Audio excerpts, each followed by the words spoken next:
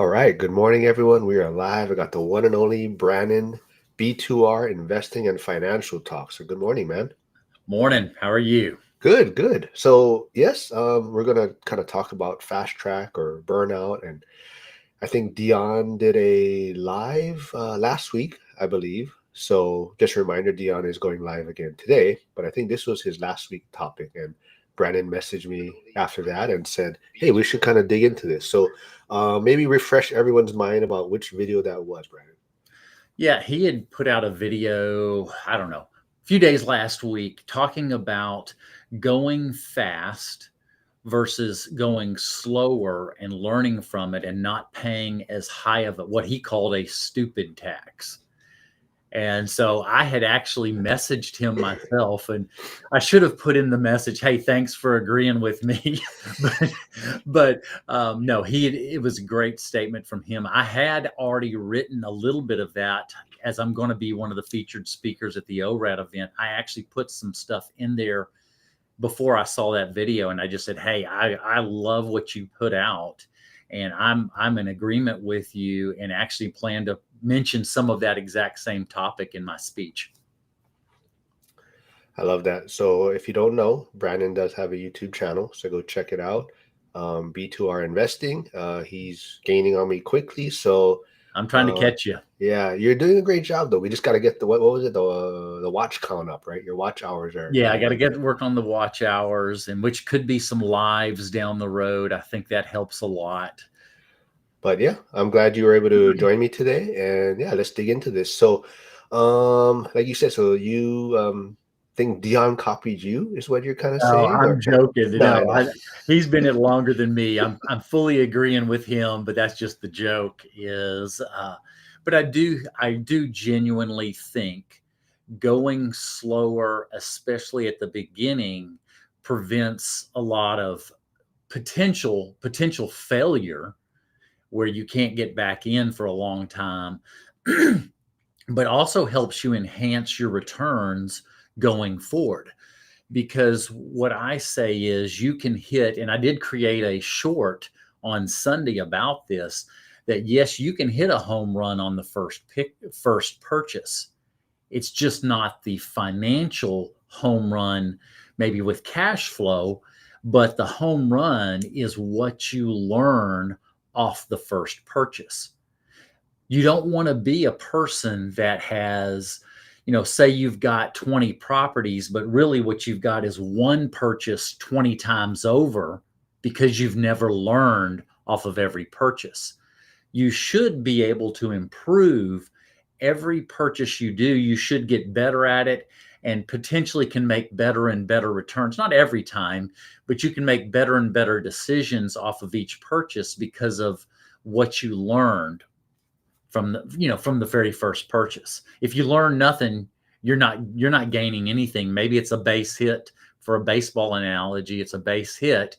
Well, you keep hitting base hits. There's nothing wrong with that. Lots of base hits could win the game. But if you are learning and improving from it, you might go from a base hit to a double to a triple, and maybe every now and then you're hitting a home run, but you know it's a home run because of all the things you've learned from the previous purchases. I'm gonna be on the other side of this just so we can have some fun here. But I think a lot of people do know kind of my journey as I went very quickly. And I think for me, I would always bring it back to you really got to understand yourself. I would say a lot of people probably would have quit if they went the route that I did. I don't think a lot of people would have that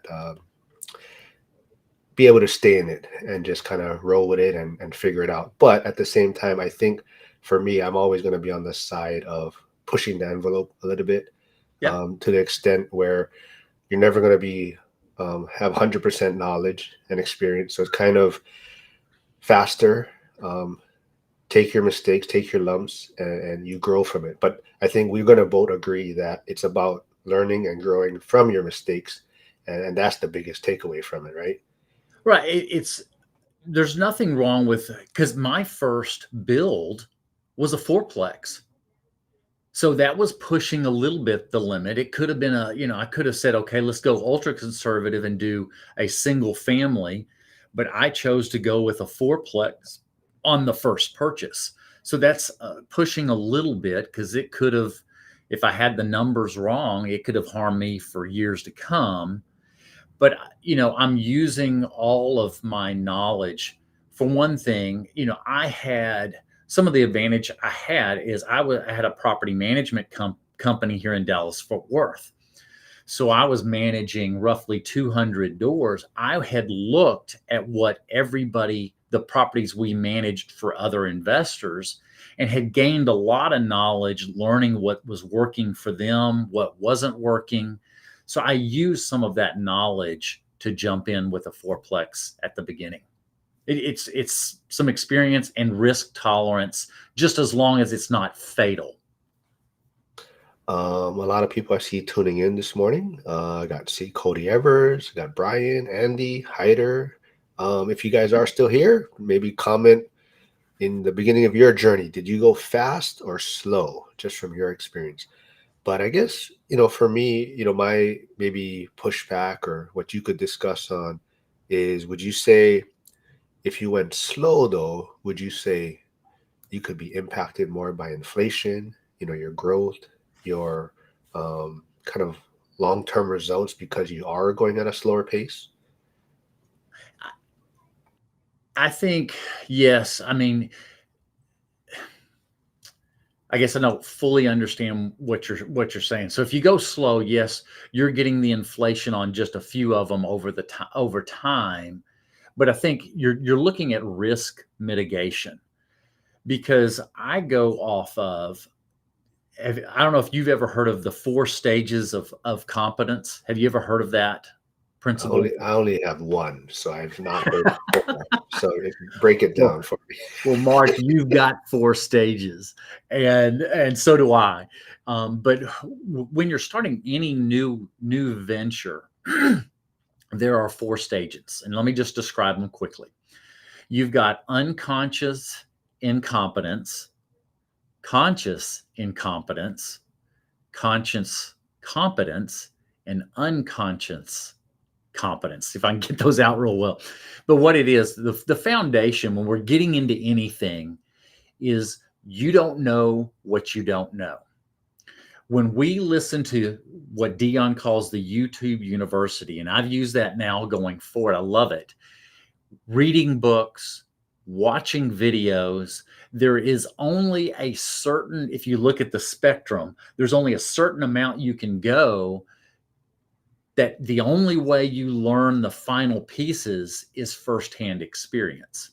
I can tell you everything about owning investments. You will understand, let's just say it's 70%, but the final 30% can only be learned by firsthand experience. I might be able to describe it, but you don't fully understand it until you do. And getting into something where you have so much incompetence, let's say it's that 30%, which is a critical 30%, could prove to be fatal.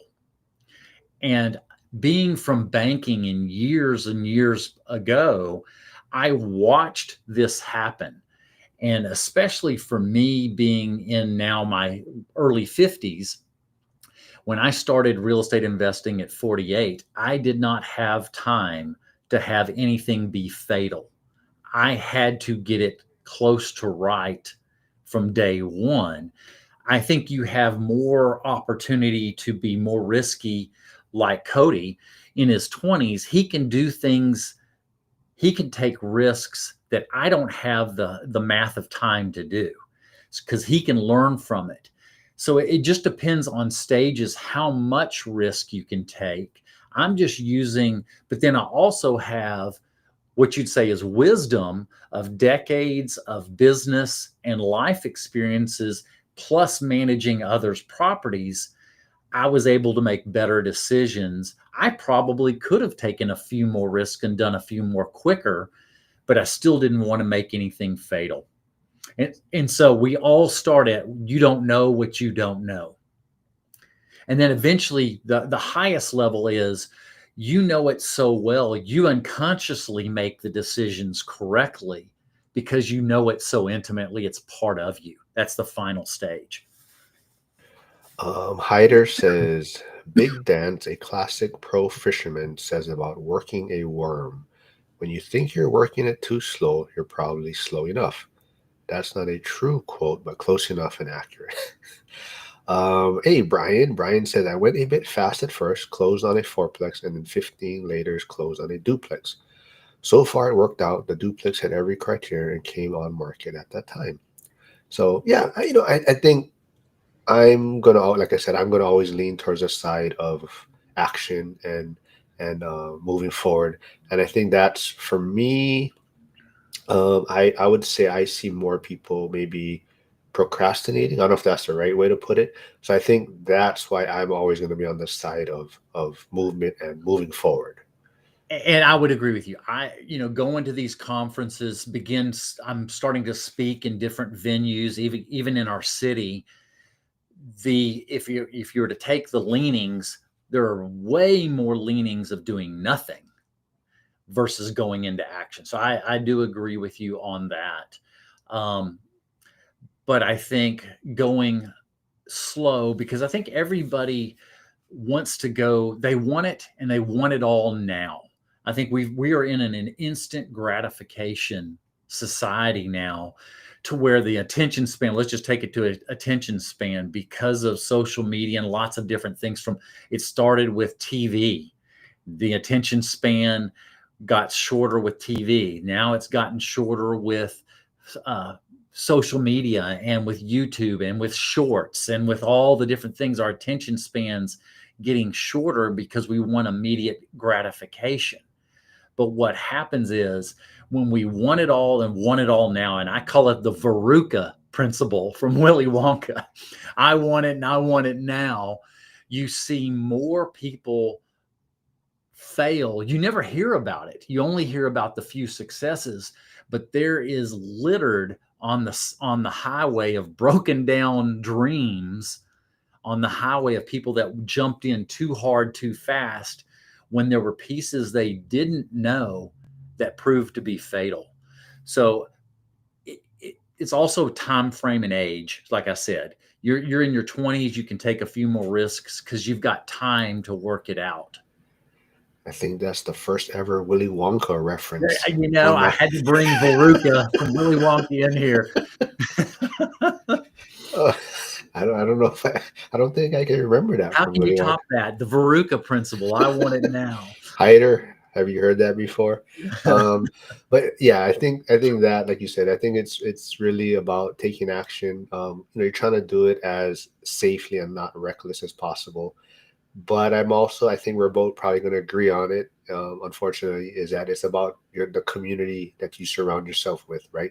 Is to help you prepare for those things. But I And think that that's community, also yeah. what's great about this community is no one is really trying to outdo someone else.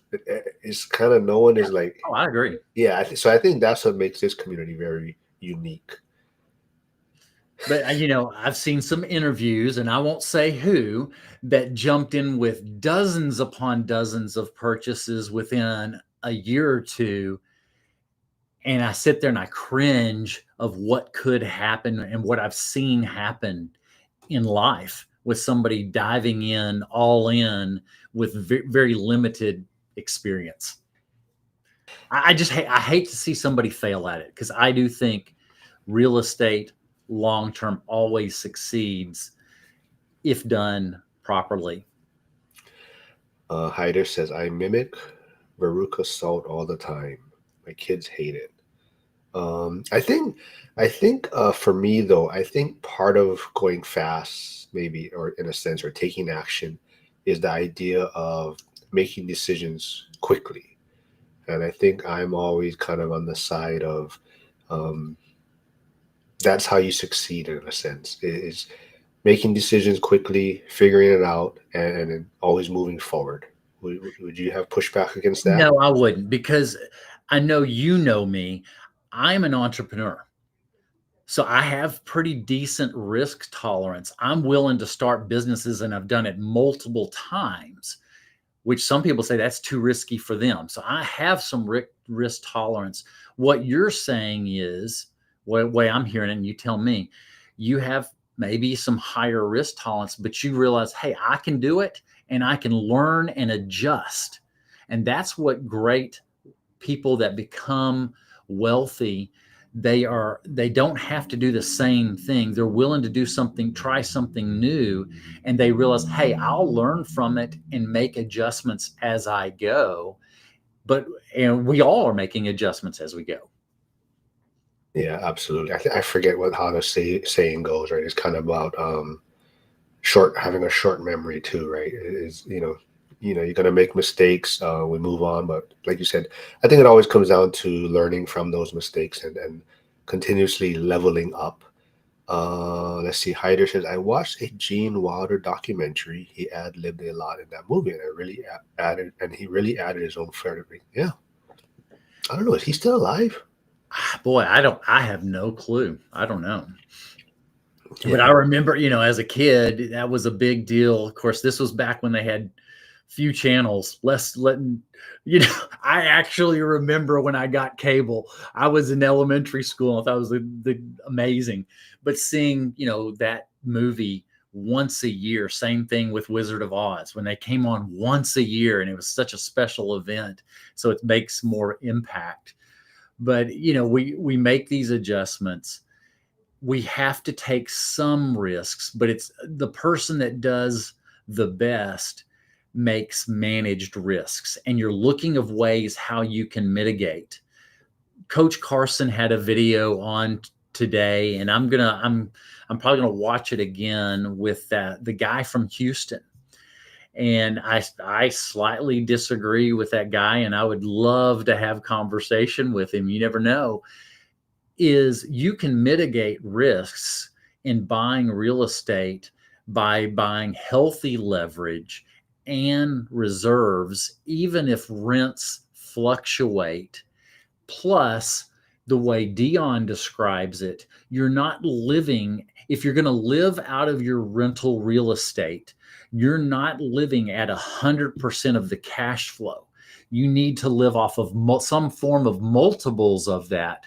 So if there are temporary fluctuations, living at way below the rents, it evens it out. Plus, having the reserves for vacancy, because he was talking about all this vacancy. Well, if you've created reserves for vacancy, you're evening out that fluctuation in rents.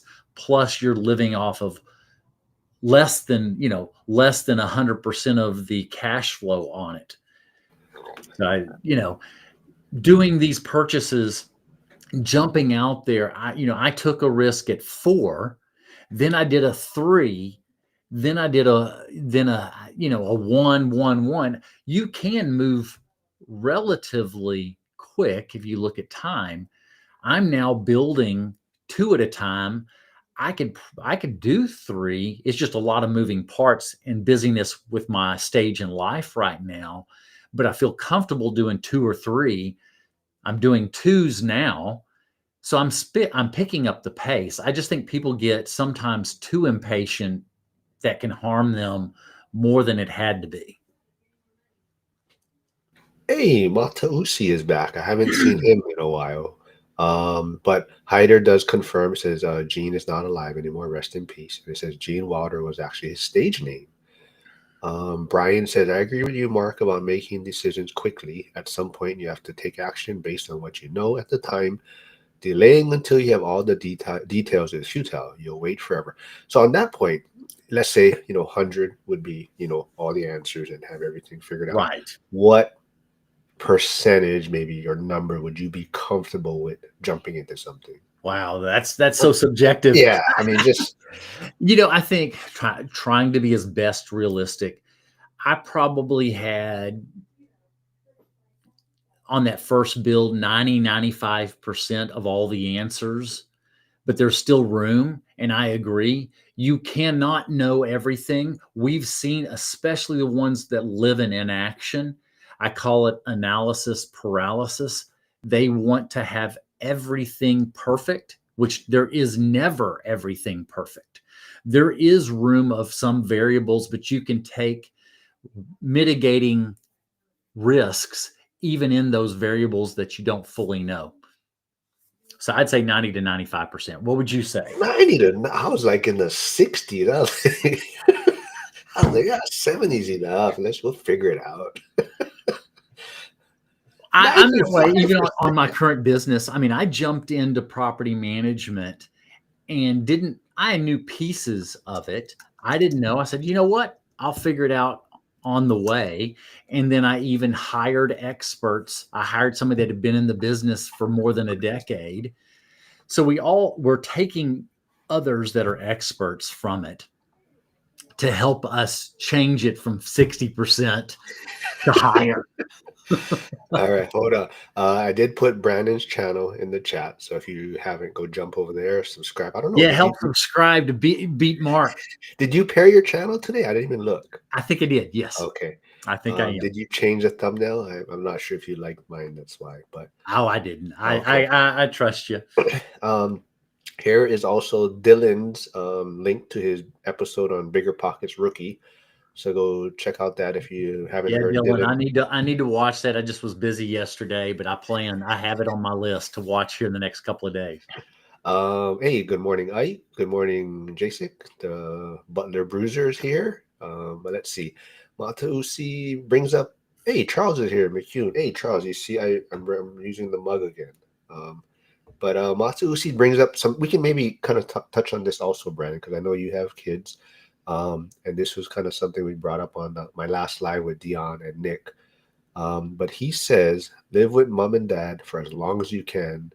Uh, Best money saver ever. So Dion kind of really pushed back against He that, pushed right? back against that the So, other do day. you have a thought on that? Um, that's a good one. I think with cost today, now understand I have my two oldest are daughters.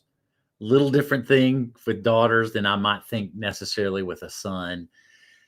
I lived with my parents up until I was a senior in college.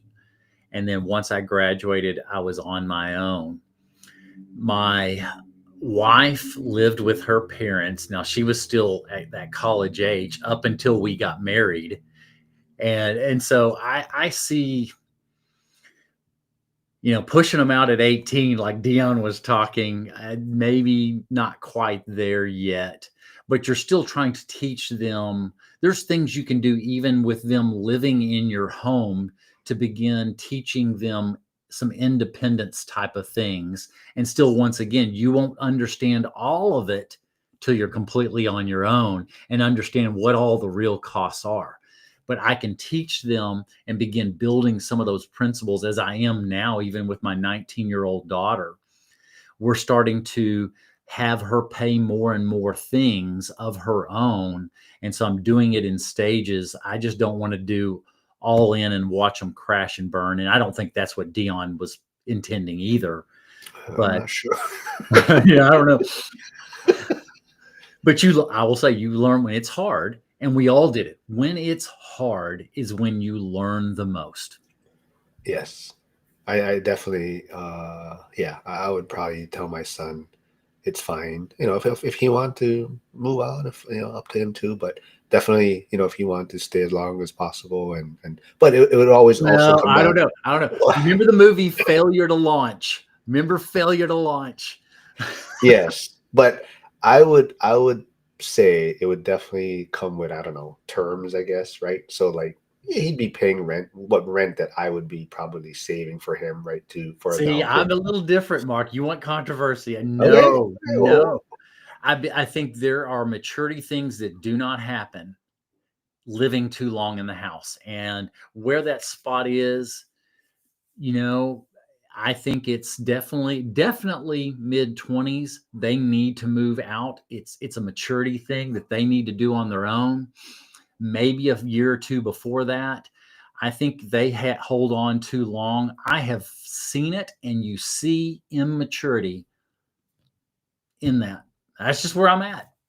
oh yeah, I agree. I mean, Matausi does say never go food shopping hungry. Yeah, that'd be helpful. Word.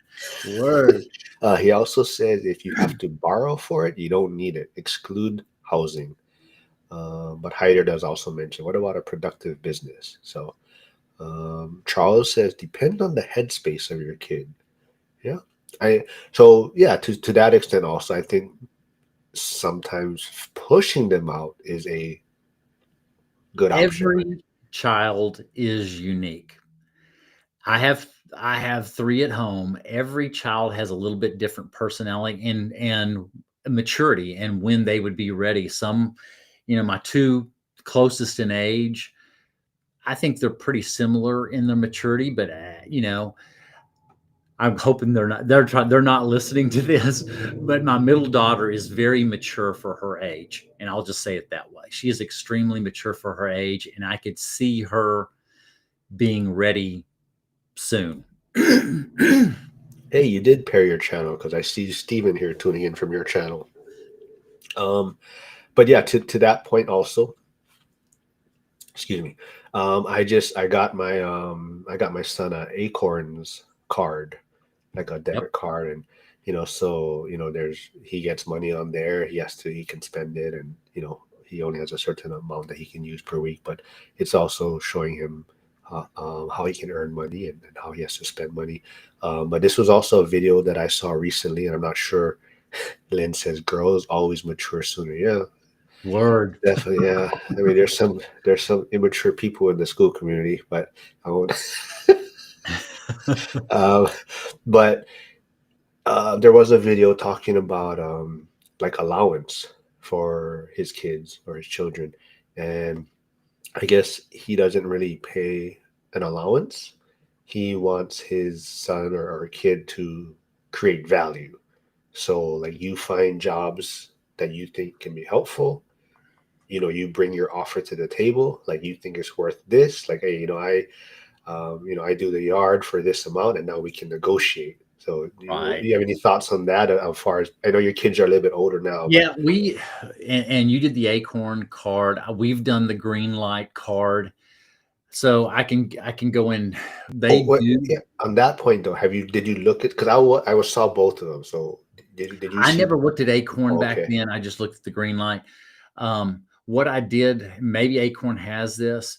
The green light has a way for them to invest, and so I've got 2 of them. My youngest started investing.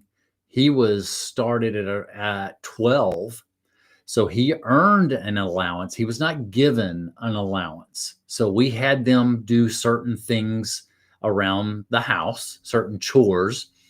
But then we had him start working when he was 13. He was actually helping my oldest daughter and my middle daughter. They were cleaning a few of our houses. So he was working, we were paying them to clean houses. Now he is mowing yards for some of our property. He's still young. I'm the one having to drive him around. So I'm only letting him handle a couple of properties. But I made sure that when he bought his lawn equipment, I didn't buy it for him. He had to use his own money that he had saved up to buy the lawn equipment. And now he's taking some of his earnings this summer and he's replenished his account, paying for his lawnmower and his weed eater. He's paid that himself back. So he's teaching him on a very small perspective, a little business that he has of mowing. And then we've talked when he turns 16, getting a truck, getting a small trailer, having him hire a friend and they start mowing lawns. I'm teaching him in a very controlled environment how to start a small little business and how to manage the cost. So I'm a believer in teaching them young, and we did that for my oldest daughter. I'm at the point she has such good work ethic. She's in college right now. I just got off the phone with her 45 minutes ago, and I'm talking to her, and I said, "Hey, you should only be working 2 to 3 days a week. You need to be working on and having fun in college, but also doing your studies." She's willing to work too hard, and I'm having to hold her back. But that's a good problem. Good work ethic is a part of what we're teaching to when they're ready to be out on their own. If they don't have good work ethic, they're going to struggle. So we're working on that with all three of our kids. Oh, I see some. Oh, sorry, I skipped. I saw Steven here coming from your channel, but I forgot to bring up his question. It says, "Where is that How to Build for Rent book at?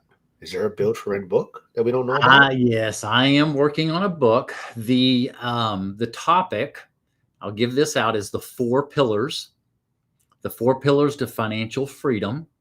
And I call it the 4 B's. I did kind of tease it out a couple of weeks ago.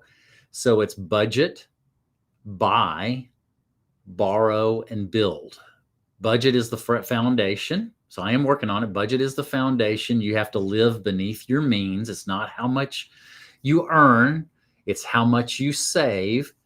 And it's, that. And then buy is buying assets versus buying liabilities, the middle class trap. Most people get stuck there. They buy liabilities and don't buy assets. The third is borrow or leverage.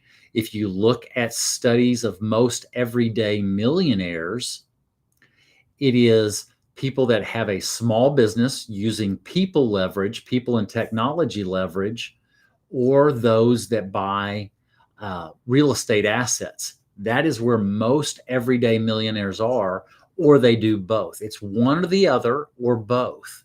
And then the final one is B, the final B of build is those that are becoming wealthy or are wealthy become relentless in holding their money accountable and not having dead money just sitting in let's just say a bank account, in just a checking account sitting in cash, not staying up with inflation. So those are the 4 pillars.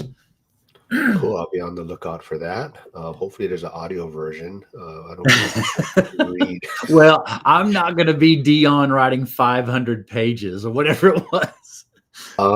Hey, speaking of immature, Frank Old Guy REI is here. Good morning, Frank. He just celebrated his 52nd birthday over the weekend. But he said he's on his way to Costco. They have a sale on big screen TVs. I think that's, yeah. And I think I saw Lynn is here. If be on the lookout, Lynn and her friend Violetta, who has also been on this channel, they're coming out probably with kind of a regular scheduled live streams or podcast type episodes. So be on the lookout for that. I do see Nicole here. She says, my 7-year-old daughter has been saving for a month to buy a new $30 stuffed animal. She ran a lemonade stand, saved birthday money, done her chores for every 10 cents to buy it. So proud.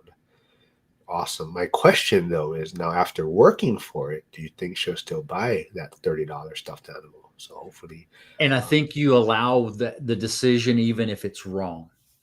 Because for one thing, it's in a controlled, you've got the guardrails. Allow it to happen, good or bad, within this context. Everything's context specific, but within this, if you think it's not the best purchase, but allow it to happen and then allow the consequences. I think what we've tried to do with our kids is, within reason, allow them to make bad decisions that are not fatal so that they can learn the consequences of it and let them live in that consequence within reason. You know what I'm saying? Within reason. They then learn better decision-making skills. I look at the parents that want to, the term was the helicopter parents, and I think there's other terms now, but they won't allow their kids to live in their consequences. They want to protect every decision. Then they get out into life, and then they struggle because they never learned the discipline that it takes. Because if we, the phrase that I use, if we don't teach our kids self-discipline, and that is allowing them to make some tough decisions and learn the consequences, if we don't let them learn how to be self-disciplined, they will be disciplined the rest of their life. One of the key principles that I'm teaching with my children is self-discipline, having self-control and self-discipline.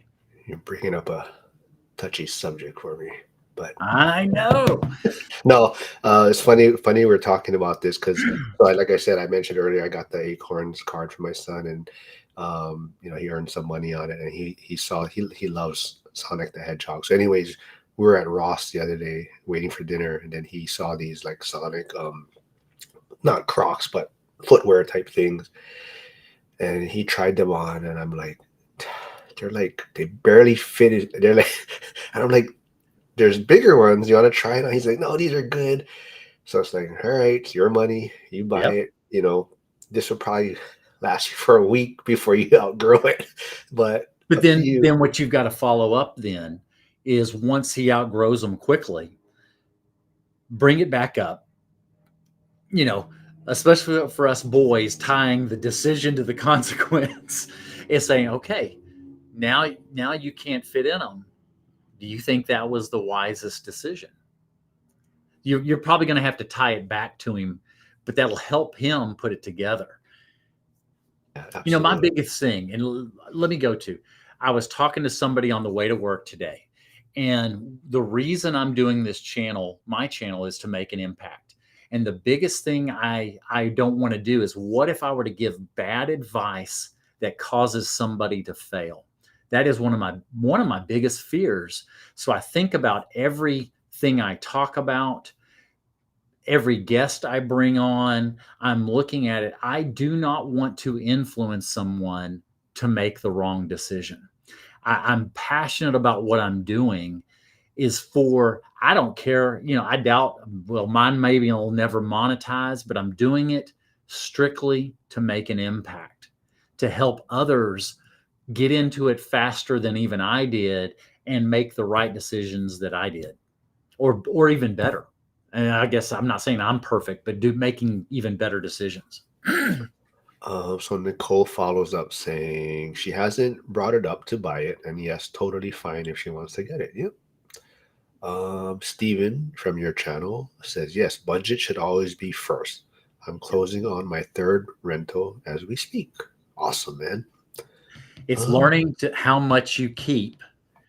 It's not how much you make. Because we've seen the stories of that janitor that's become a millionaire. Charles says, my wife is a special education teacher, and I have learned that meeting the need level is a skill. For me, I was enlisting 2 weeks after turning 17. Oh, yeah, definitely. Yeah. Everyone is like, I think Brandon touched on that, right? Everyone is a little bit different in what headspace they're in. Flavio mentions, I'm showing my kids to flip stuff. Yeah, that's cool, man. Yeah. I mean, all three of my kids work. We don't coddle them in our house, in that they all three started working. My son at the youngest age at 12, and I talk to him as man to man of things that you as a man need to learn. All right, you have a lot of people tuning in from your channel. I want to remind them to hop over to my channel and subscribe. And I Subscribe believe to this both. is I believe Subscribe this to is both. Finn, who I met recently on a call. But it's Fantastic Plumbing. It says, let them make the mistakes when they have helped in the house. Once they're out of the house, it's much harder for them to be disciplined, and the pain is easier to digest. Oh, okay. Yep. Amos Rogers says, I found out in my youngest, if I let her earn the money for something she wants, that seems silly to me. By the time she goes to buy, she changes her mind. Yep, definitely. So that's kind of why I was wondering with Nicole when she was bringing up her daughter, that after she had to work and earn the money, I was just curious as if she was still looking to buy that $30 stuffed Yeah, animal. we see it now. I mean, even still now, if mom and dad are paying for the item, they don't care. They want more. But then when we say, okay, when we switched to them having, their own debit card with their own money, and saying, well, you have the flexibility. You can decide to go out to eat all the time. It's your money. We've watched those decisions begin to change. Not perfectly. They didn't with me.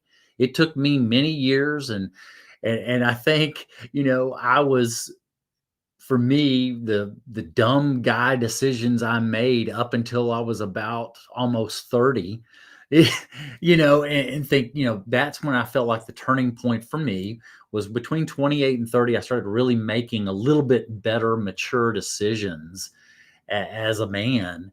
and continue to learn from it. But we're trying to start that when they're young teenage years. And it sounds like for some of us when they're 7 years old, those are wise decisions to begin building that stuff out. Same thing back to real estate.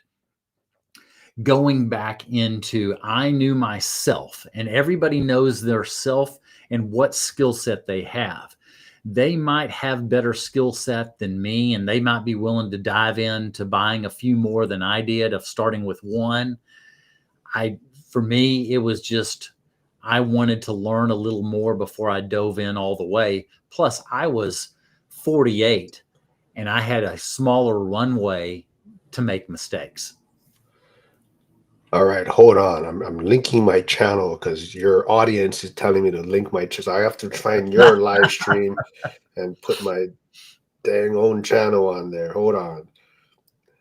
There you go, fellas. There you Um, go. oh wait, hold on. That showed up on mine, right? Wait, whose channel? Damn it! How come I can't go to?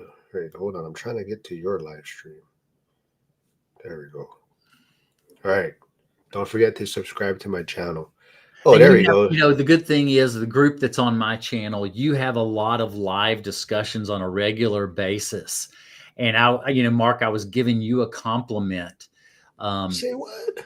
every now and then, you deserve one. I gotta build you up after I tear you down. No, but the quality of guests have been so good in the I just noticed in the last month, even I've enjoyed the topics. Maybe that's what it is, but the quality of guests, it's become very good discussions you're having. And I really appreciate what you're doing and what you bring to the group.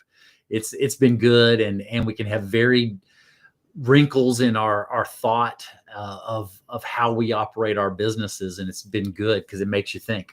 Yeah, I appreciate that, but I always want to give credit to the people that are in the chat because I think they're the ones that make it fun and engaging, and They they're help always, too. yeah. Yeah. So I think that's definitely even why for like maybe other people are willing to come on the live stream is because they notice there's a lot of interaction and they feel there's a lot of good questions being thrown out there, so they don't mind coming onto the live streams because it's not just us talking to each other. Right. Basically, Right. they do see a lot of the interaction. But Flavio did say, Brandon, what do you?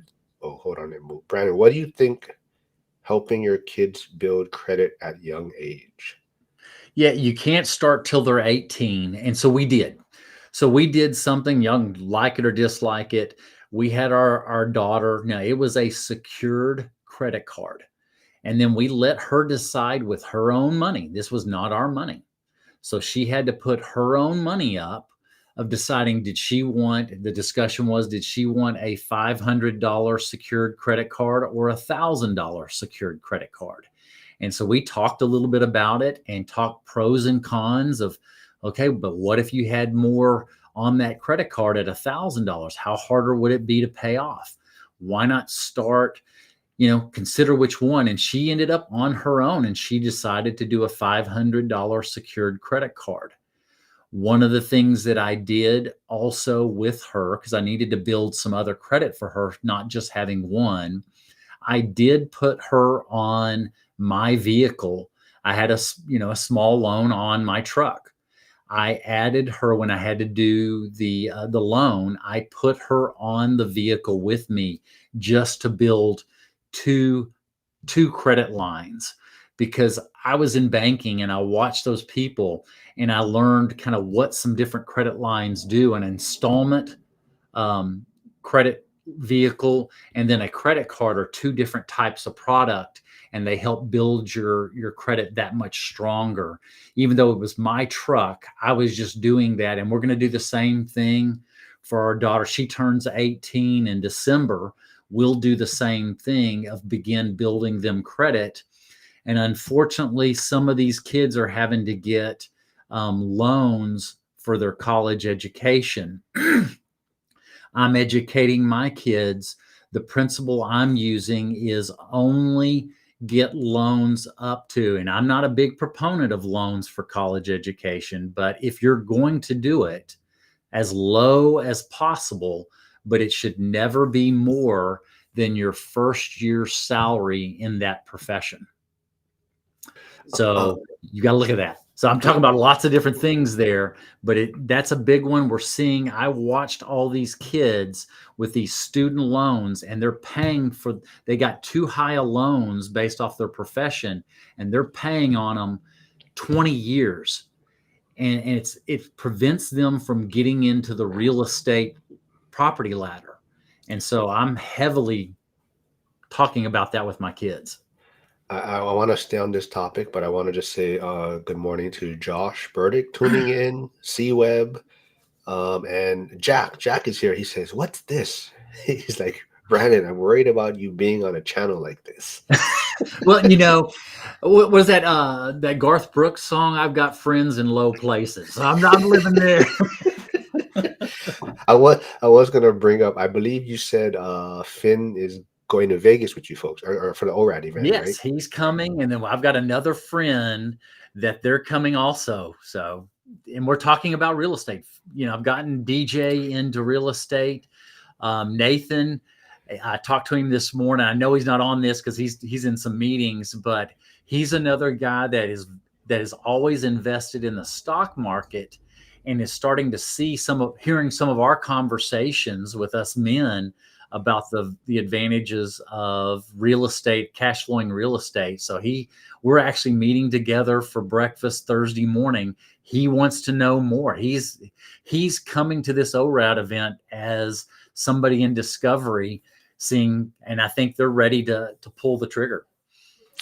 Awesome. But back to the credit part. I'm not sure if I brought this up with you before. So, this was a topic before. What do you think about individuals that put their children who are under 18 as authorized users on their credit card to start building credit at a younger age? Do you have any thoughts on that? I don't think it can go on. It won't be on a credit. I don't know, but I thought it could not go on credit if they're under 18. Well, so you can start You building can it be because authorized user. I yeah. understand that. I just don't know. Does that actually go to any type of credit report if they're below 18? I'm not familiar with that, but I could be wrong.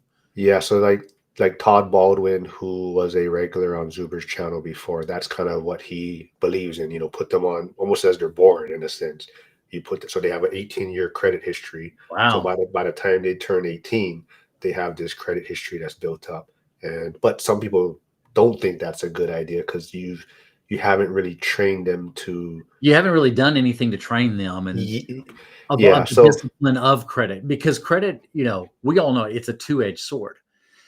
And I do think everybody does things. The people struggle with doing things in excess. This goes back to the real estate. We always want to do things in excess. We're fighting against ourselves and having self-discipline, because I think you can over leverage and you're putting too much risk on yourself.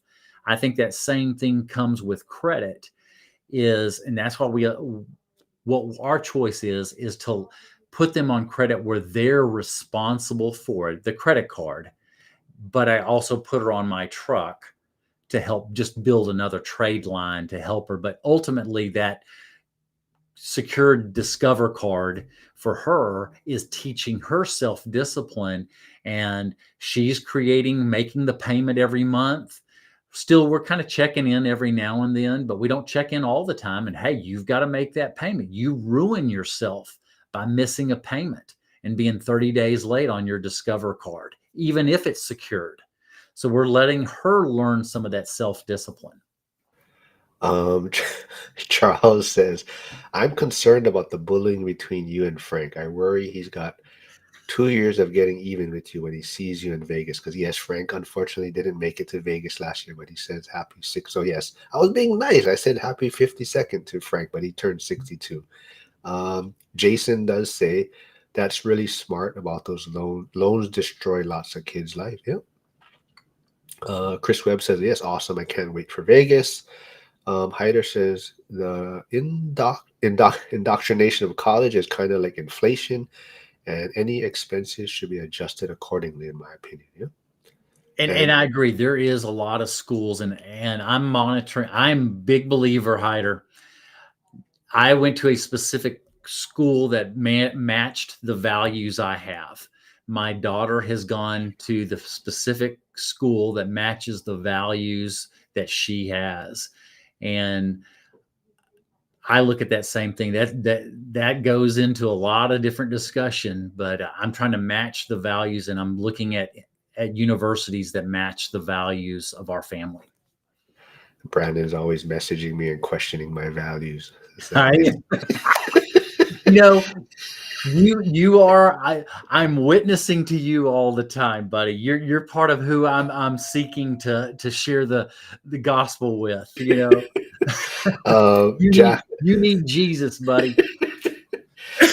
Jack, who runs the Thursday Western PA call, and he just had an in-person meetup in Pittsburgh, says yes. That Finn, who is tuning in from Brandon's channel, who's also going to be attending Vegas, is yes, that is the friend that attended that Thursday call that one day, and he says, Yeah. yeah, he's cool. He's See got a what lot of character too. Y'all just wait. He has got lots of personality. Get ready. I can tell. Yeah, no, definitely. C Web says, Mark Brandon, where would someone go to learn how to work through the building of a small multi-unit for or less from the ground up in a state like Idaho? Any thoughts or what Where direction they you could go to go? learn.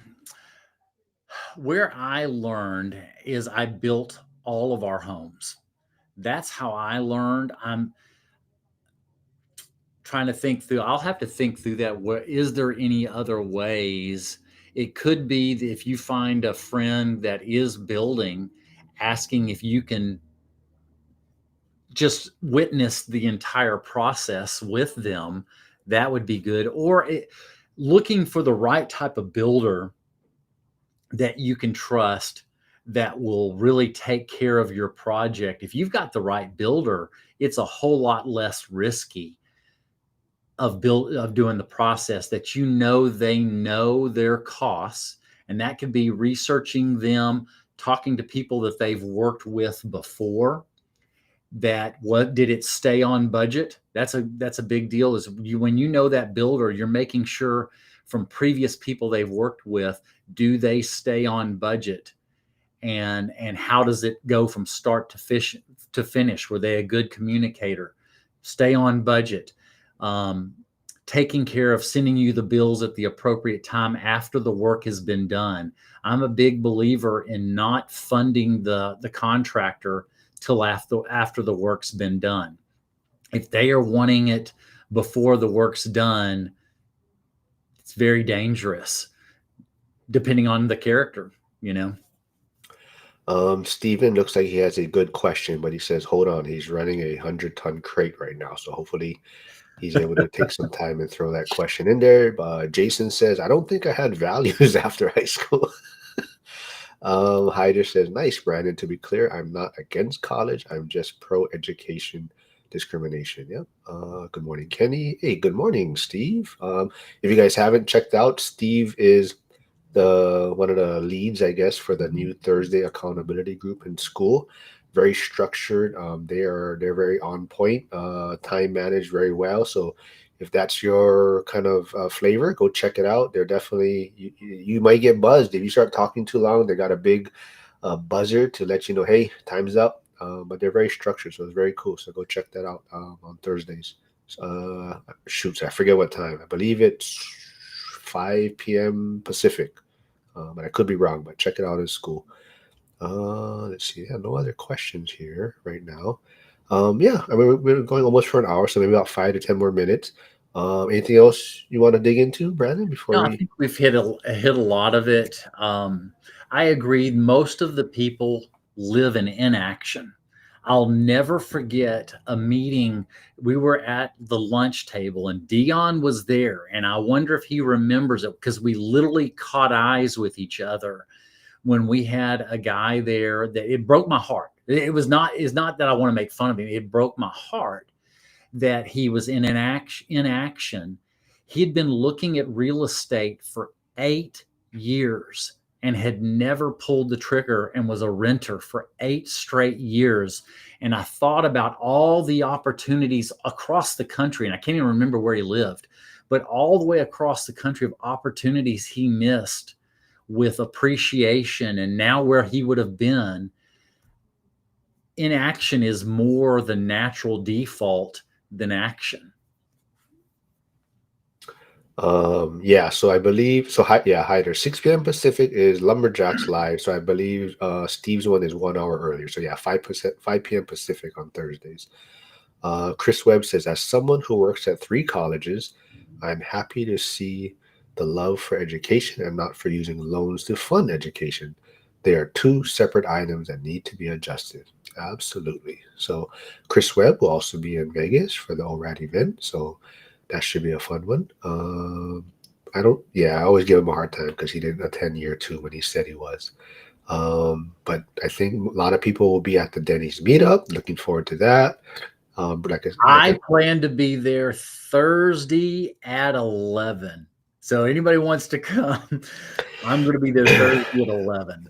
oh yeah, I forgot about that. So Brandon says he doesn't know if he can make it till midnight.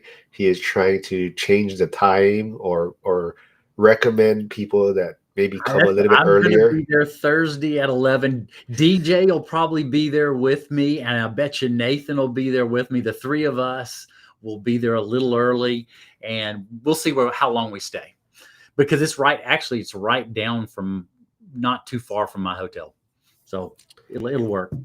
Ike says that's my story. Analysis paralysis until I finally pulled the trigger on an okay house hack, learning way more than I'm actually in the game. Yeah. So I think That's what I said. The home run is not necessarily the financials. You want to have at least strong, decent financials. The home run is getting into the game and learning from that first purchase. That's how you can guarantee a home run the first purchase. yeah, and I think it probably is more beneficial if you're able to stick with it, right? Because you make these mistakes earlier, it just makes everything else compound. And like you said, you learn from your mistakes. The next one should be better and better. So I kind of feel like almost like not, I mean, not to encourage you to make a mistake early, but making mistakes early definitely can make you make better decisions down the road, right? You don't want to be that person. And I know a person, and if DJ's listen, he knows exactly who I'm talking about. He always talks about he has 29 years experience, 29 years in the business, but I watch his dumb decisions and I'm thinking, no, you've got 1 year experience 29 times over. You do not want to be that person that doesn't learn from the first experience, first purchase, and then you own 10 other properties and you have the same struggles. You don't want to be one purchase in 10 times over. The key to it is having the first purchase, really learning from it, and getting better and better with each purchase. Hey, so you'll be happy. Hyder says we usually get to Denny's around 10:30ish. Haha, I'll do that. The earlier, the better. Yeah, Jack was asking what time is Denny's meetup. I mean, it's called midnight at Denny's, but I do think people do attend a little bit earlier. Looks like Josh Burdick will be at the Thursday one also. Chris Webb will be at the Thursday one also as well. So if Chris is going to be there, order your food early. Now, Chris, I'm just I love breakfast in the evening, so this is going to be good. And then good group of guys and girls to fellowship with and get to know each other better. So I'm looking forward to it. no. All right. Any maybe oh, it's okay. Josh Burdick says it's also okay to stabilize or stack funds. Yeah, I mean, I think that's Yeah, definitely the yeah. position that I was in. It kind of forced me to stabilize and stack funds. So, but like I always say, I don't think I don't recommend what I did for a lot of people. I think I always feel that I'm an outlier. I'm very unique in my approach or maybe demeanor. So I don't think a lot of people probably could weather the struggles that I did or the headaches in a sense. But I do believe in taking action. So I think that would be my bottom line for things. Um, Brandon can meet at 8 p.m. and we will leave at 10. Let them eat cake. Yeah. Hey, I have always been. I don't stay out late. That's just all the way through college and everything. That's just I can't do it. That's just my body won't let me do it. Hyder says, my son got me into Denny's crepes. Ooh, okay. Yeah. Any? I don't know if you. I don't know if you. I may have missed it, but do we have a rough timeline or estimate possibly for your book to be coming out? Are you looking at a certain timeline for it? You know, I'm literally getting the outline worked on. I did it even some yesterday. I'm going to begin writing here in the next 30 days. Because I'm not a writer, so I'm pushing myself. There's a reason why I'm doing this book. It is dedicated to my father, and he's going to be on the very first page with a picture of him. So there is part of this. This is a mission to dedicate to my father, who said he was writing a book, and he gave me it. And unfortunately, he got brain cancer and died 2 years ago. So this is for him. It will get done. I anticipate. I'm just saying by the sometime late next year, because I heard the editing process, and I know from my writing the editing process is going to take a while, but it'll be done sometime next year. Is the intent. All right, man. I'm looking forward to it. Charles McCune says, I woke up at 2 a.m. dreaming about squatters. Google said Illinois just passed a new law helping landlords. Um, oh, here's Steven's question. Okay, out of all the home you built, what is the average cash you leave in the house? Also adding the price of the land. What cash flow do you end up with? And I believe you take out 7%.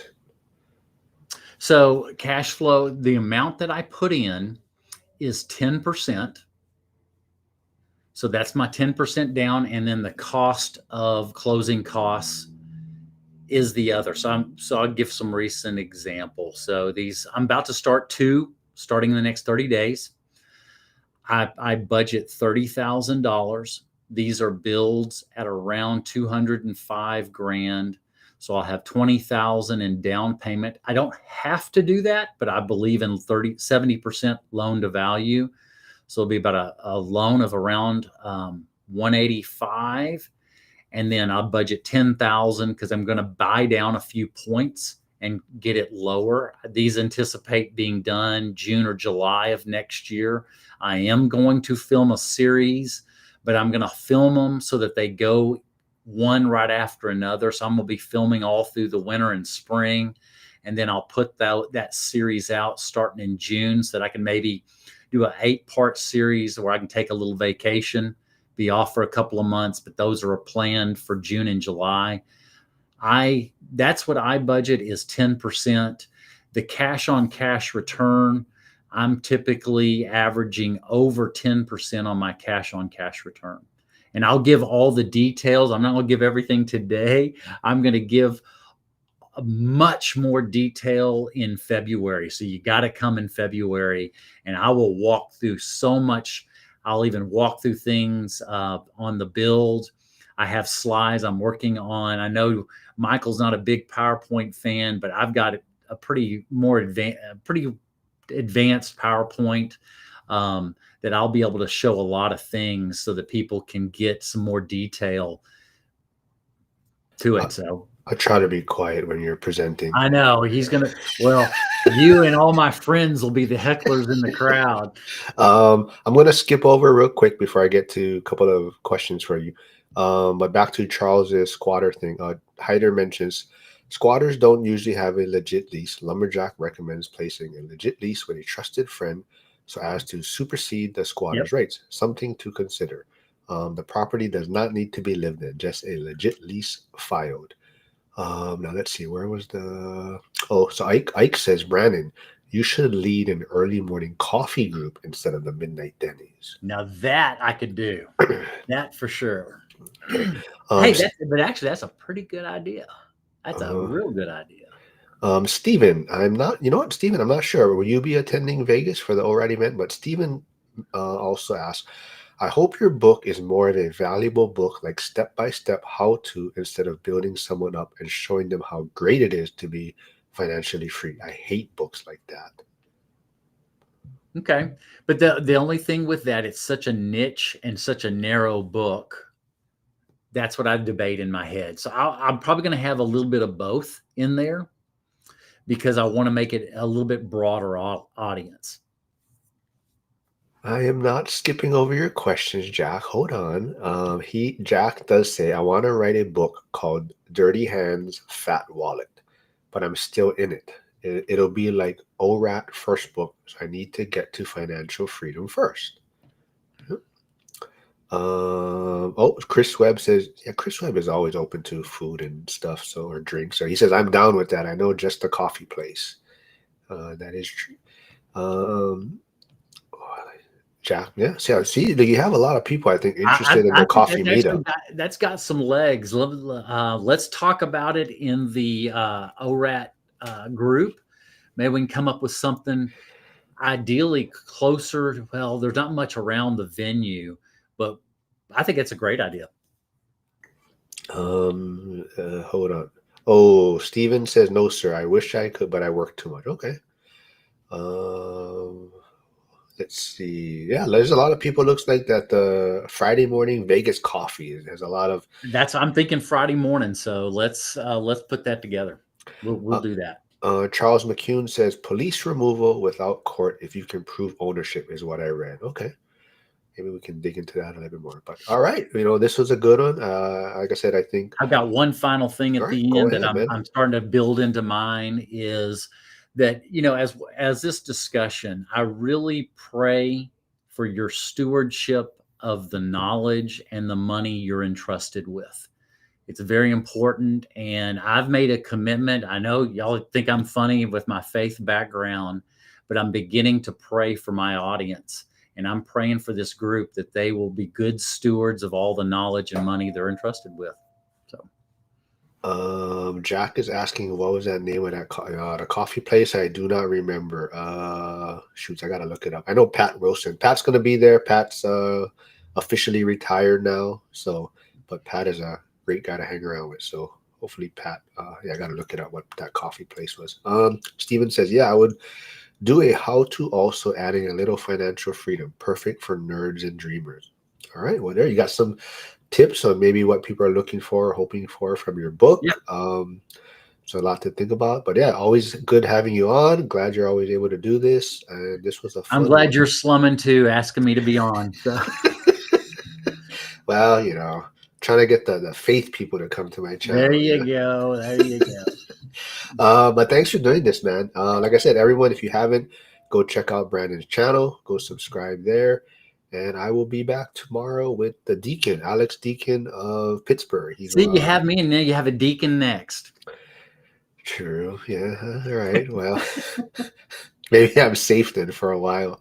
Uh, see, Andy says, thanks, Brandon. We need all the help we can get. Yeah. All right, everyone. Thanks for tuning in. I'll see you folks tomorrow, same time, same place.